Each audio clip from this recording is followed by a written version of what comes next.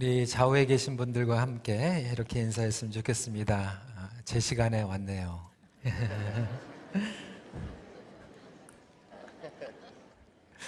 오늘 일부 예배는 한 분이 예배 끝나기 5분 전에 마음을 준비하시려고 이렇게 오셨어요. 그래서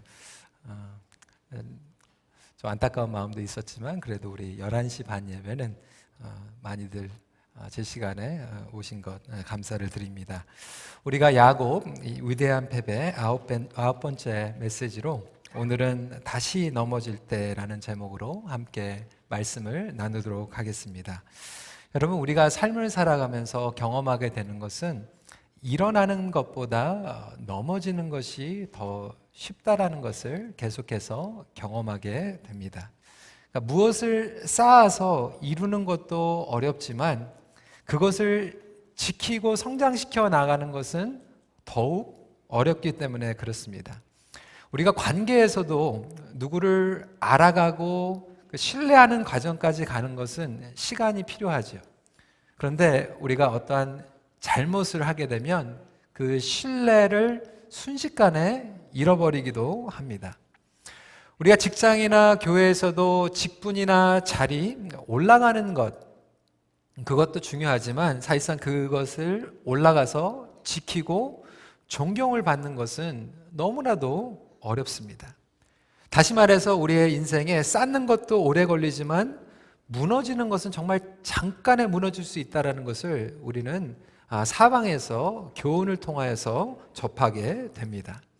우리 신앙생활도 마찬가지예요. 우리가 하나님의 은혜 가운데서 기도의 응답을 받을 때가 있습니다.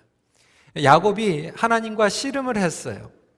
에서라고 하는 그 어려운 관문 때문에 그가 그렇게 고민하면서 기도하였고 씨름하였고 하나님의 은혜 가운데에서 형 에서와 화해를 하는 그런 극적인 장면이 일어나게 됩니다. 그뿐만이 아니었어요. 하나님께서는 야곱을 이스라엘이라고 부르시면서 새로운 이름과 새로운 능력과 새로운 비전을 허락해 주셨습니다. 얼마나 감사한 일이에요. 그럼에도 불구하고 오늘 본문을 보면 야곱이 기도 응답을 받고 나서 하나님의 은혜와 은총을 받고 에서와 화해를 하고 나서 또 넘어져요. 여러분, 성도로서도 우리에게 그러한 이야기들이 많이 있지 않습니까? 하나님의 은혜와 은총 가운데서 우리가 열매를 경험하고 극적인 화해와 치유를 경험하는데도 불구하고 우리는 그 역사가 일어나는 바로 그 다음날 넘어질 때가 있다라고 하는 것입니다. 부흥에서 은혜를 받고요, 수양에 가가지고 은혜를 받고, 저도 하나님 앞에 얼마나 많은 헌신을 했는지도 모르는데 그때마다 제 자신은 연약하기 때문에 자칫 잘못하면 또 넘어지고 넘어지는 저의 모습을 보게 됩니다. 그렇다면 오늘 말씀을 통하여서 왜 우리는 이렇게 영적으로 자꾸 다시 넘어지는 것일까? 야곱은 왜 그가 오늘 본문을 통하여서 넘어졌는가? 저와 여러분들이 야곱의 이야기를 통하여서 왜 우리는 영적으로 이렇게 넘어지는가? 야곱의 실패를 통하여서 배워야 할 교훈들이 있다라고 하는 것이죠. 첫 번째로 현실의 안주함 때문에 우리는 다시 넘어집니다. 영어로 얘기하면 settling halfway라고 표현을 하기도 합니다. 제가 언급했던 것 같이 야곱은 에서와 극적으로 화해를 경험하였어요. 33장 4절 말씀 같이 읽어볼까요? 시작. 에서가 달려와서 그를 맞이하여 안고 목을 어금 맞추어 그와 입 맞추고 서로 운이라. 여러분 한번 상상을 해보세요. 그 에서가 400명이라고 하는 그 사내들을 데리고 복수를 하려고 왔는데 그의 마음이 하나님께서 만져주셔서 녹아들게 되고 엉엉 목을 안으면서 울었다라고 얘기하고 있습니다. 오늘 본문은 그렇게 울고 잘 화해한 다음에 헤어지는 그 어려운 관문을 통과했으면 야곱은 이제 어디로 가야 되죠? 하나님께서 불러주신 곳으로 가면 되는 거예요. 지난주에도 말씀을 드렸지만 야곱은 그렇게 에서를 만날 필요가 없이 딴 데 가서 살면 되는데 하나님께서 불러주신 그 부르심 때문에 이 어려운 에서라고 하는 관문을 통과해왔던 것입니다. 그렇다면 이제는 하나님께서 불러주신 곳으로 가기만 하면 되는데, 오늘 본문을 보면 엉뚱하게 세겜이라고 하는 곳에 장막을 치게 됩니다. 여러분, 세겜이라고 하는 그 위치를 좀 참조하시려고 제가 지도를 준비를 했습니다. 지도 한번 올려주시고요. 잘 안 보이실 거예요. 그런데 제가 레이저 포인트로 여기 세겜이 바로 여기예요. 그러니까 하란이라고 하는 곳에서 20년 동안 삼촌 라반 밑에서 있었다가 하나님께서 이 야곱에게 베델로 내려가서 예배를 드리고 자기의 선조들이 있는 헤브론으로 보내기 위해서 내려가라고 말씀을 하셨는데, 야곱은 이 세겜이라고 하는 곳에서 그냥 장막을 치고 잠깐 머무는 것이 아니라 뭐라고 그랬죠? 땅을 삽니다. 요즘처럼 뭐 부동산 투기하려고 잠깐 팔았다가 남는 이윤으로 나중에 가가지고 살려고 뭐 이렇게 한 것이 아니라, 그 당시에 땅을 샀다라는 것은 뼈를 묻겠다라는 얘기예요. 그 할아버지 아브라함이 땅을 샀다라는 것도 그곳에 모든 선조들이 자기들이 뼈를 묻기 위해서 땅을 샀던 것 같이, 야곱은 엉뚱하게 세겜을 지나서 베델로 가서 예배를 드리고 헤브론으로 내려가는데도 불구하고 땅을 사가지고 그곳에 살기로 작정을 하였다라고 하는 것입니다. 33장 19절 말씀 같이 읽겠습니다. 시작.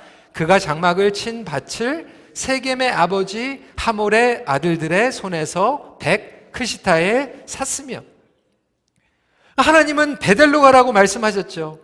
31장 13절 때문에 야곱은 삼촌의 집을 떠난 거였어요. 나는 베델의 하나님이라 내가 거기서 기둥에 기름을 붓고 거기서 내게 서원하였으니 지금 일어나 이곳을 떠나서 내 출생지로 돌아가라 하셨느니라. 여러분, 왜 세겜에 그가 머물렀을까요? 오늘 말씀에는 야곱이 왜 세겜에 땅을 사고 장막을 쳤는지 이유는 얘기하고 있지 않지만, 많은 주석가들은 그렇게 얘기하고 있는 거예요. 세겜 땅에 보니까 물질이 풍부해요. 아, 여기 있으면 우리 자녀들이 잘 먹고 잘 살겠다라는 그러한 생각이 들었어요. 자기가 가지고 있는 재산으로 충분히 땅을 살 수 있는 그러한 여력이 있었던 것입니다. 하지만 아무리 생각해도 답을 찾을 수 없는 엉뚱한 선택이 아닐 수 없습니다. 우리는 야곱을 탓할 수가 없습니다. 왜냐하면 저와 여러분들이 우리의 삶 가운데서 끊임없는 현실의 선택들이 안주하다가 선택할 때가 많이 있다라고 하는 거예요. 하나님께서 주신 큰 비전과 우리의 거룩한 그 부르심과 일관성이 없는 선택을 하면서 살아갈 때가 많이 있지는 않습니까? 하나님께서 여러분들에게 비전을 주셔서 이 땅에 오셨는데 그것을 잃어버리고 우리는 현실에 안주할 때가 많이 있다라고 하는 것입니다. 하나님께서 야곱과 에서의 문제를 해결시켜 주신 것은 해결이 됐기 때문에 세겜 땅에 머무르는 것이 아니라, 해결이 됐기 때문에 이젠 가나안 땅 안에 들어가서 하나님의 영광을 위하여서 제사장 직분을 감당하라고 하는 것이었습니다. 그럼에도 불구하고 야곱은 세겜에 주저앉고 있었던 것입니다. 사랑하는 성도 여러분, 저와 여러분들은 혹시 어디에 주저앉아 있습니까? 우리 많은 청년들이 하나님 앞에 비전을 가지고 기도합니다. 하나님, 제가 이 학교에 들어가면 제가 공부 열심히 해서 하나님의 비전을 위해서 열심히 공부하겠습니다. 그런데 공부를 하다 보니까 파이널 exam, 프로젝트 그거에 너무나도 힘들다 보니까 그 현실에 안주하는 경우들을 보게 됩니다. 우리 부모님들도 마찬가지 아닙니까? 자녀들을 선물로 주셨을 때는 하나님의 방법으로 양육하길 원합니다. 그런데 우리 자녀들이 학교 가고 학원 가고 뭐 하키 가고 뭐 여러 가지 가다 보면 신앙생활인가 세상에서 성공하는가, 그 가운데서 우리는 신앙생활을 선택하기보다는 엉뚱하게 세상에서 잘 먹고 잘 사는 것을 선택할 때가 많이 있다라고 하는 것입니다. 여러분, 그래서 우리는 기도의 응답 후에 넘어질 때가 많이 있습니다. 하나님께서 에서와 화해시켜 주신 그 역사적인 그 은혜를 잊어버리고 일관성 없는 선택을 많이 할 때가 있다라고 하는 것입니다. 사업처에서도 마찬가지고, 계엄 예배를 드릴 때도, 그리고 우리가 집들이를 할 때도 우리가 하나님께서 주신 사명들을 생각하지만 그거와 일관성 없는 행동과 결정과 선택들을 해나갈 때가 많이 있지 않습니까? 상황에 따라서, 내 느낌에 따라서. 저에게도 그런 유혹이 많이 있었습니다. 제 개인적인 얘기를 해서 좀 죄송하지만 그래도 여러분들과 함께 나누면 좋겠다는 생각으로 나누게 되었습니다. 제가 이제 결혼을 하고 제 아내와 미국에 유학을 갔어요. LA로 갔습니다. 그 유학생활을 가면서 하나님께서 저희에게 주신 그 비전이 있었어요. 가서 7년 동안 공부를 하고 이제 공부가 끝나면 다시 토론토에 와서, 왜냐하면 그때는 미국에서 목사님들이 많이 토론토에 오셨는데 몇 년 있다가 막 춥다고 막 돌아가시고 뭐 이러더라고요. 그래서 우리는 공부를 하고 훈련을 받아서 이 토론토에 와가지고 토론토를 섬기면 좋겠다, 그런 비전과 부르심을 저희들에게 주셨다고 생각하고 공부를 하러 내려갔어요. 그 LA에 내려갔더니요, 여러분, 1년이 지나고 2년이 되니까 날씨가 너무나도 좋은 거예요. 이 겨울에 이 봄이 온 줄 알았는데 오늘도 또 마이너스 10도 이렇게 내려가잖아요. 근데 여러분, LA는요 12월 달에 막 춥다고 그러는데 낮에 햇볕이 쨍쨍 찌면은 반바지 입고 티셔츠 입고 다닙니다. 부럽지 않으세요, 여러분? 거기서 1년, 2년 보내다 보니까 너무 좋은 거예요. 그런데 저희가 섬겼던 그 교회에서 너무나도 저희를 사랑해 주셨어요, 저희 부부를. 그래서 그 교회에서 이런 제안을 하신 거예요. 그땐 전도사였으니까, 전사님, 공부 끝나고 캐나다 돌아가지 마시라고. 거기 춥고 사람 살 데가 못 되니까 우리 교회에서 영주권을 이렇게 스폰서링 해줄 테니까 영주권 해가지고 나중에 심의권 따고 부모님들도 다 모시고 오라고, 뭐 이렇게 얘기를 하는 거예요. 저희가 그렇게 들어보니까 괜찮은 것 같더라고요. 그래서 저희가 영주권을 신청을 했어요. 돈도 엄청 많이 들었죠. 변호사비를 내고 영주권 신청을 하고 오랫동안 이제 몇 년이 이제 지나가고 있는 거예요. 워크퍼밋도 받고 1차, 2차 다 기다리기만 하면 되는데, 그때 교회에서 이제 어려움이 찾아오게 됐어요. 어떠한 어려움이냐면 담임 목사님께서 사임을 하시고 교회가 쪼개지고, 목회자로서는 이제 딜레마가 빠진 거예요. 목회자로서 힘들기 때문에 교회를 떠나는 것은 아니지만 목회자로서 제 양심에 더 이상 있는 것이 마음에 이렇게 내키지가 않았어요. 그때 하나님께서 저에게 또 새로운 그 트레이닝을 할 수 있는 놀라운 기회를 주셨는데, 결정을 하면서 딜레마가 뭐였냐면, 영주권 때문에 있을 것인가, 하나님의 부르신 가운데 나가야 될 것인가. 여러분, 영주권이 잘못됐다는 게 아니에요. 저희 하나님께서 주신 가운데서는, 그런데 기도를 하는데 하나님께서 그 마음을 주신 거예요. 그 질문을 하신 거예요. 희송아, 네가 왜 여기 와 있니? 네가 왜 LA에 와 있니? 공부해서 훈련받고 다시 돌아가려고요. 그래? 그러면 얘기 끝난 거예요.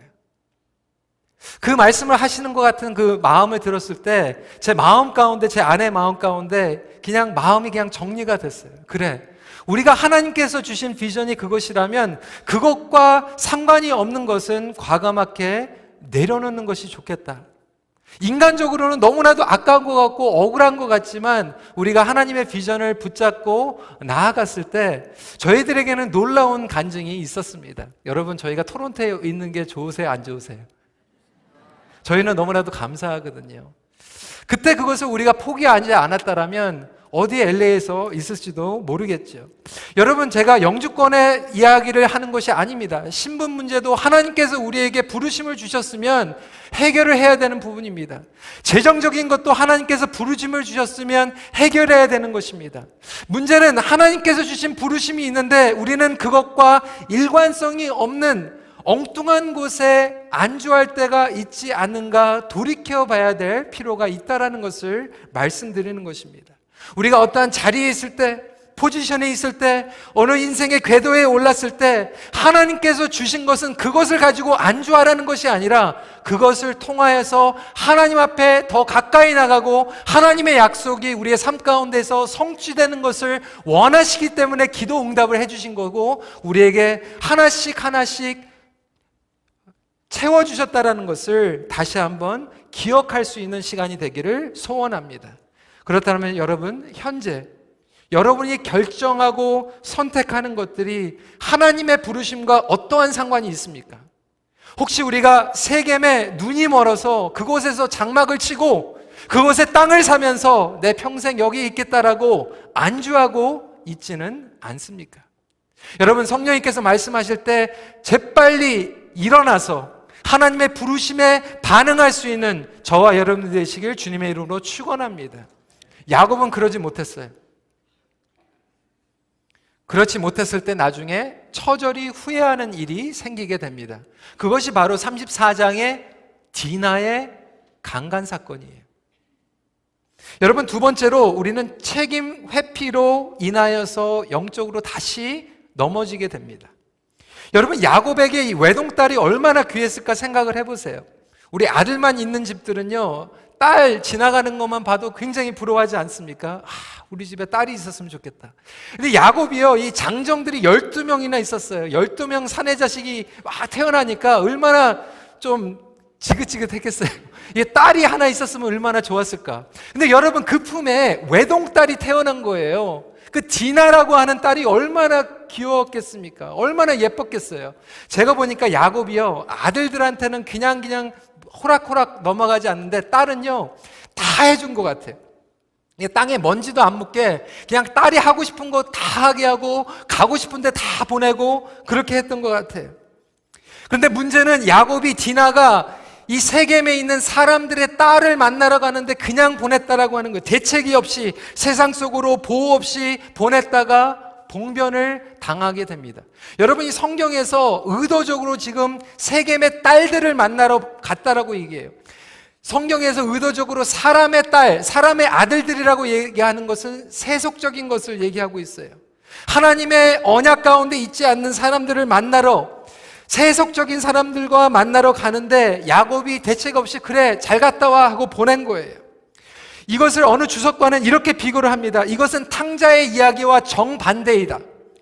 누가복음에 나오는 탕자는 아버지의 품에 있으면 아버지의 말씀 가운데서 보호를 받을 수 있는데 탕자는 그거 싫다고 뛰쳐나가 버린 거예요. 그런데 이 야곱의 경우에는 세상을 아버지가 자녀들에게 갖다 준 거예요. 세상의 유혹과 세상의 재물과 세상의 성공이 너무나도 좋다 보니까 오히려 세겜 땅에 머물면 안 되는데 세겜 땅에 머물러 있으면서 그 세상적인 영향이 자녀들을 물들게 그냥 놔두는 책임 회피를 했다라고 하는 것입니다. 여러분, 디나가요, 세겜에 있는 딸들, 친구들 만나러 갔는데 여기에서 세겜 땅에서 세겜이라고 하는 청년을 만나요. 헷갈리시죠? 여러분, 이 세겜의 땅에 세겜이라고 하는 사람이라고 뭐냐면 세겜에서 으뜸 가는 사람이라고 하는 거예요. 그 아버지가 추장이었어요. 영어로 얘기하면 the hottest guy in town, 그 얘기예요. The hottest bachelor. 그래가지고 아버지가 in charge예요. 아버지가 추장이에요. 아버지가 자기의 모든 왕권과 리더십을 아들한테 물려주기 위해서 아예 동네 이름을 자기 아들 이름으로 세겜으로 바꿔버린 거예요. 그 정도로 이 세겜은요, 마음에 먹으면 여러분 자기가 태어난 데서 여자들이 줄줄 따라다녔을 것 같아요. The hottest guy. 근데 여러분, 이 세겜이라고 하는 남자가 그 옆에 여자들 많이 있잖아요. 근데 남자가 다 이래요. 그 옆에 있는 여자들이 막 있는데도 불구하고 먼 데서 이 디나라고 하는 좀 다른 여자가 딱 나타나니까 디나한테 이제 마음이 끌리는 거죠. 디나가 이 세겜이라고 하는 남자한테 강간을 당합니다. 근데 여러분, 오늘 성경에서는 그렇게 정확하게 얘기하고 있지 않지만 유대의 보충 설명을 보면 이렇게 얘기하고 있어요. 디나도 솔직히 세겜이라고 하는 남자한테 끌렸어요. 그래가지고 사람들 많은데 공공장소에서 강간을 당한 것이 아니라 세겜이 꼬신 거예요. 꼬실라이제이션을 해가지고 디나야, 우리 조용한 데 가가지고 우리 둘이서 좀 있자. 여러분, 그 하르스가이가 같이 가자고 그러는데 넘어간 거죠. 디나가. 그래, 우리 좀 얘기 좀 할까? 조용한 데 가가지고 강간을 당합니다.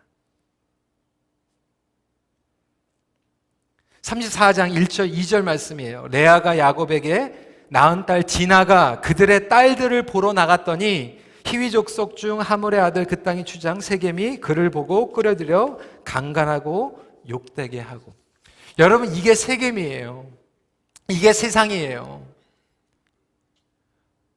그래, 디나가 가가지고 추장의 아들하고 사귀니까 우리 잘 됐다, 우리 집안 다 풀렸다. 여러분 기쁠 것 같아요? 그렇지 않아요. 여러분, 우리 학교, 우리 아이들이요, 이렇게 신앙생활을 하고 있어요. 저희 딸도요, 지금 11학년인데 그 친구들 파티하는 거 들어보니까요, 무시무시합니다. 뭐 술은 기본이에요. 여러분, 마약합니다. 부모들이요, 친구들하고 가면은 그래도 세이프 섹스 하라고 컨돔 주면서 보내요. 그래, 지금은 임신하면 안 되니까. 고등학생인데. 중학교에서요, 여자애가 이성 문제 때문에 남자애하고 이게 좀 잘 안 돼가지고 가이던스 카운슬러한테 갔는데 교감 선생님이 걔를 불러놓고 뭐라고 그러는지 아세요? 그래, 너 남자하고 트러블 있으면 혹시 동성연애자일 줄 모르니까 그냥 여자애들하고 한번 사귀어봐. 여러분, 제가 만드는 게 아니에요. 우리들 아이들 학교에서 일어나는 일들이에요. 여러분, 그런데 우리는 학교 가가지고 선생님 말 잘 듣네. 공부 잘해. 잘 나가는 청년하고 교제하네. 잘 됐다. 우리 미래는 풀렸다. 여러분, 좋아할 일이 아니에요. 야곱은 디나가 그렇게 하고 다니는 동안 무책임했어요. 제가 오늘 또 이렇게 하니까 괜히 이제 부모님들 우리 애들 못 나가게 하고 막 과잉보 완전히 그냥 수양회, 교회 수양회만 보내고 막 나실인으로 이렇게 키우려고 그러시는 게 아니라, 여러분, 우리 아이들 보내야죠. 그런데 세상에 나가서 복음의 선한 영향력을 끼치면서 살아갈 수 있도록 양육을 해야 되지 않겠습니까? 여러분, 성교육 학교에서 시키는 게 아니에요. 여러분들이 시켜야 돼요. 교회에서 시켜야 돼요. 제가 만약에 오늘 주일날 성에 대해서 설교했으면 아마 반 이상은 되게 불편하셨을 것 같아요. 여러분, 교회에서 성에 대해서 안 가르치고 가정에서 성에 대해서 안 가르치다 보니까 아이들이요, 이상한 거에서 배우는 거예요. 잘못된 거를 배우는 거예요. 여러분, 학교에서 선생님들이 제대로 안 가르쳐 줍니다. 성경적인 섹스, 성경적인 성은 교회에서 가르치는 것이고 가정에서 가르쳐야 되는 것입니다. 그런데 우리는 가장으로서, 부모로서 수동적인 양육을 하고 있어요. 야곱이 너무나도 수동적으로 나가고 있어요. 책임 회피를 하고 있어요. 생육하고 번성하라는 얘기는 그냥 애들만 무책임하게 많이 낳고 세상적으로 학교로 보내라는 얘기가 아니라, 생육하고 번성하는 것은 말씀으로 양육해서 그리스도의 직분을, 제자의 직분을 감당하라고 하는 책임과 부르심이라고 하는 것입니다. 네, 여러분, 34장 5절 말씀을 보세요. 같이 한번 읽어보겠습니다. 시작. 야곱이 그 딸 디나를 그가 더럽혔다 함을 들었으나 자기의 아들들이 들에서 목축함으로 그들이 돌아오기까지 잠잠하였고. 잠잠하였다라는 거예요. 집에 이 난리가 났는데 가만히 있었다라는 거예요. 오늘 본문의 15절 말씀, 18절 말씀을 보면 평안이 있었다라고 하는 거예요. 그 얘기는 뭐냐면 하나님께서 주시는 평강이 아니라 그냥 hold peace. 좋은 게 좋은 거야. 부닥치지 마. 문제 만들지 마. 쉬. 여러분, 제가 이 말씀을 묵상하면서 제가 아버지로서, 제가 가장으로서 책임 회피하는 부분들이 너무나도 많이 있다는 것을 돌이켜봤어요. 우리가 가장으로서, 부모로서만 그것이 아니라 여러분, 목회도 마찬가지예요.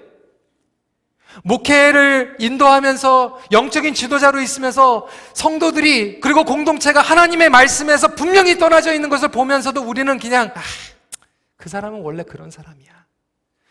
좋은 게 좋은 거야. 그냥 편안한 게 편안한 거예요. 여러분, 하나님께서 우리에게 리더십을 주셨으면 리더는 리더를 해야 되는 것입니다. 그런데 우리는 야곱과 같이 돼버렸어요. 그냥 좋은 게 좋은 거야. 그냥 놔둬. 시끄러워져. 야곱이 지금 뭐를 했어요?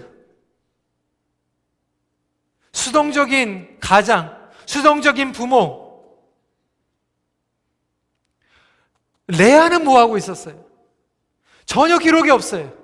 딸이 강간을 당했는데, 딸이 더럽혀졌는데, 우리 자녀들이 지금 유혹 가운데 있는데, 우리 성도들이 말씀에 어긋나 있는데, 우리는 언제까지 수동적으로 있어야 됩니까? 성령님께서 그 마음을 주시더라고요. 회피하지 말라. 하나님께서 우리에게 부르심을 주셨으면 여러분 책임 회피를 하지 않고 하나님의 말씀대로 나가기로 고민하고 씨름할 수 있는 저와 여러분들이 되시길 주님의 이름으로 축원합니다. 우리의 가정에서, 우리 공동체에서, 우리 목장에서 내가 수동적으로 잠잠하기 때문에 잘못돼 가고 있는 부분들이 있지 않는가?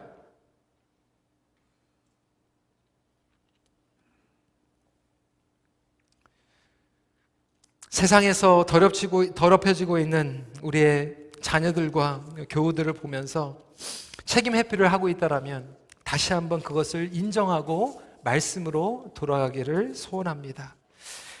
세 번째입니다. 하나님의 약속을 남용할 때 우리는 다시 넘어집니다.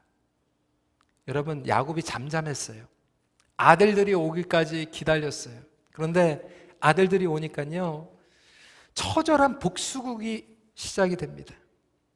야곱의 아들들이 특히 시므온과 레위가 주동을 해가지고 복수를 합니다. 어떻게 복수를 합니까? 그 세겜이라고 하는 사람만 죽이는 게 아니라 그 마을에 있는 모든 남자들을 다 죽여버리려고 거짓말을 해요. 34장 15절 16절 말씀 한 목소리로 읽도록 하겠습니다. 시작. 만일 너희 중 남자가 다 할례를 받고 우리같이 되면 우리 딸을 너희에게 주며 너희 딸을 우리가 데려오며 너희와 함께 거주하며 한 민족이 되려니와. 여러분, 이게 사실입니까? 거짓말입니까? 거짓말한 거예요. 그것도 그냥 새빨간 거짓말을 하는데 그거를 뭐를 이용해서요? 할례. 할례는요, 거룩한 하나님의 언약의 약속이에요. 하나님의 개런티하는 언약의 표시인데 그것을 악용하고 거짓말해가지고 남용하고 거짓말해가지고 사람들을 다 죽여버렸어요. 여러분, 이게 무시무시한 것입니다. 오늘날 성도들이 하나님의 은총과 하나님의 은혜를 가지고 남용할 때가 너무나도 많아요. 하나님께서 주신 거룩하신 특권과 부르심과 직분을 가지고 남용할 때가 너무나도 많고요. 하나님의 말씀을 내 뜻과 나의 성향과 나의 욕심대로 악용할 때가 너무나도 많지 않습니까?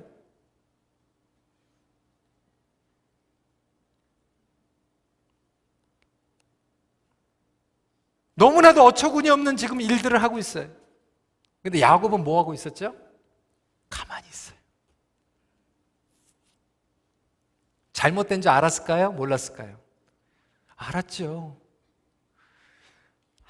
아무 말도 안 하다가 나중에 세상을 떠나기 전에 49장 5절 말씀 제가 읽어드리겠습니다. 시므온과 레위는 형제요, 그들의 칼은 폭력의 도구로다.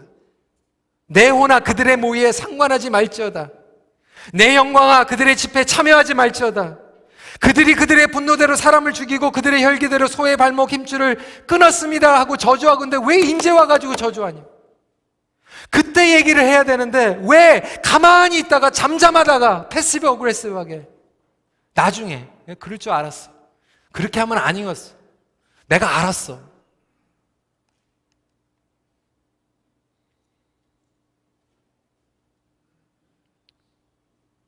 우리는 우리 뜻대로 하면서 그게 하나님의 뜻입니다. 비즈니스 딜만 마찬가지 아닙니까? 교회에서 어떤 결정을 할 때도 내가 생각하는 것을 주관적으로, 그러면서 하나님의 말씀을 이용하고요. 정치적으로도 하나님의 말씀을 이용할 때가 있고요. 나에게 주신 그 거룩한 특권과 부르심을 나의 개인을 위해서 이용하고 남용하고 악용하고, 그게 야곱이고 그게 야곱의 아들들이라면 저와 여러분들도 얼마든지 이렇게 된다라고. 여러분, 우리의 하나님의 은혜가 있어요. 하나님의 은총이 우리의 삶 가운데서 흐르고 있어요. 분명한 것은 그것을 우리가 남용하면 안 된다는 거예요. 그것을 감사하고 그만큼 더 우리는 씨름해야 되고, 하나님과의 씨름은 에서와 해결된 것으로 끝나는 것이 아니라 그 다음부터 더 처절한 씨름을 해야 된다고 하는 거예요. 사도 바울은 그렇게 얘기를 하고 있습니다. 로마서 7장 21절 23절이에요. 그러므로 내가 한 법을 깨달았노니 곧 선을 행하기 전에는 나에게 악이 함께 있는 것이로다. 내 속사람으로는 하나님의 법을 즐거워하되 내 지체 속에서 한 다른 법이 내 마음의 법과 싸워 내 지체 속에 있는 죄의 법으로 나를 사로잡는 것을 보는도다. 하나님께서 저를 목회자로 불러주시고 담임 목회자로 불러주셨다면 저는 거기서 응답이 끝이 아니에요. 그게 시작인 거예요. 그때부터 씨름하는 거예요. 그렇다면 저와 여러분들에게도 똑같이 적용된다라고 하는 것이죠. 혹시 우리는 아직도 그 영적인 씨름을 놓아버리고 현실에 안주하고 책임 도피하고 하나님의 은혜 말씀을 악용하면서 남용하면서 정당화하면서 편안한 삶을 살아가고 있지는 않습니까? 그렇다면 우리는 어떻게 살아가야 됩니까? 무엇을 바라봐야 됩니까? 여러분, 우리는 영적인 선택을 하든지 엉뚱한 선택을 하든지 둘 중에 하나예요.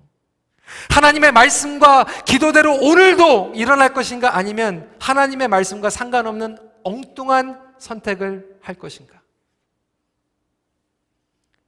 영적인 생활에는 장사가 없습니다.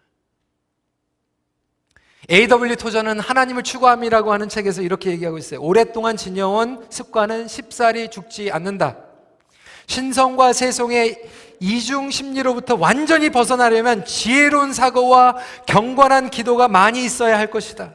예를 들면 보통 그리스도인으로서 매일의 수고가 영광을 위한 것임을 상기시켜드리라. 그리고 삶의 과업으로 수고하는 동안 생각날 때마다 드리는 짤막한 기도들로 개인 기도 시간을 보완하라.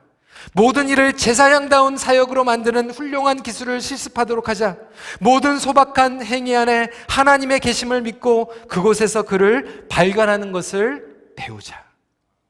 여러분, 비즈니스 할 때 개업 예배하고 하나님, 이 비즈니스는 하나님 겁니다, 그것으로 끝나는 것이 아니라 오늘도 딜을 할 때 하나님께 짤막한 기도를 해야 되는 거예요. 자녀들 낳고 할렐루야 돌예배 드리는 것으로 끝나는 것이 아니라 학교에 보낼 때, 입학할 때 오늘도 하나님 앞에 짤막한 기도가 필요한 것입니다. 나의 인생이 때마다 주님의 삶 가운데에서 짤막한 기도가 연결일 때 그것이 나의 간증이 되는 것이고 하나님의 영광이 되는 것이고, 우리가 엉뚱한 세겜의 장막을 치고 땅을 사는 행동이 아니라 베델로, 헤브론까지 우리의 마음과 우리의 정성과 우리 신앙을 all the way 온전하게 따라갈 수 있는 저와 여러분들이 되시길 주님의 이름으로 축원합니다. 넘어져 있습니까?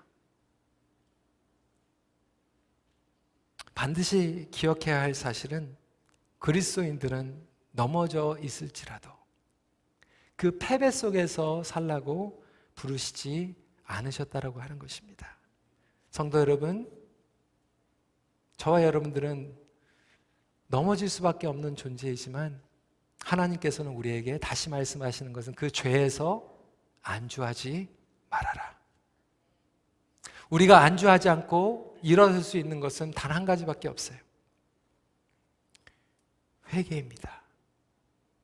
여러분, 제가 회개에 대해서 외치면 기분 나쁘세요? 사단이 우리에게 잘못된 생각을 줘서 회개를 외치는 순간 기분이 나쁘게 생각이 되는 거예요. 여러분, 회개는요 나쁜 게 아니에요.